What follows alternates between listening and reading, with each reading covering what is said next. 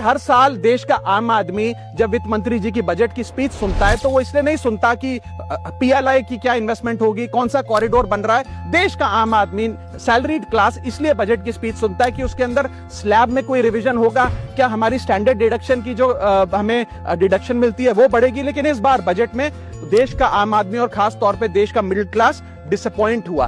पहले ही there has been a stagnation in the salaries, inflation 6.8% पे खड़ा है, लेकिन उसके बावजूद हमने इस बार कोई स्लैब में या स्टैंडर्ड डिडक्शन में चेंज नहीं देखा। मैं आपके माध्यम से वित्त मंत्री जी को रिक्वेस्ट करना चाहूंगा कि आप इसी बजट में अनाउंसमेंट करें कि स्टैंडर्ड डिडक्शन जो 75,000 रुपए उसे बढ़ाकर सैलरीड क्लास के लिए 1.5 लाख रुपए किया जाए।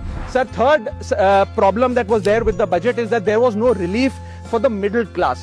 So after a very long time in India's history, the personal income tax collection was more than the corporate income tax collection. यानी कि इंडिविजुअल्स ने जो इनकम टैक्स भरा वो लगभग 11 लाख करोड़ के आसपास भरा, और कंपनियों ने, कॉर्पोरेट ने जो इनकम टैक्स भरा वो लगभग 9.8 लाख करोड़। यानी कि मैक्सिमम टैक्स आपको इंडिविजुअल्स के इनकम टैक्स से मिल रहा है, मिडिल क्लास वो टैक्स भर रहा है। आज वो दौर आ गया है कि हम मिडिल क्लास को अपलिफ्ट करें, मिडिल क्लास को पैम्पर करें, नहीं तो मिडिल क्लास एक सैंडविच की तरह रिच क्लास और पुअर क्लास में दबता चला जा रहा है। सर, राइजिंग कॉस्ट प्रेशर्स के चलते पिछले वित्तीय वर्ष में मिडिल क्लास ने देखा कि उसके एजुकेशन के खर्चे में 8% की बढ़ोतरी हुई, हेल्थ केयर 9% से महंगा हुआ, रेंट 7% से, फूड 6% से, ट्रांसपोर्ट 5% से।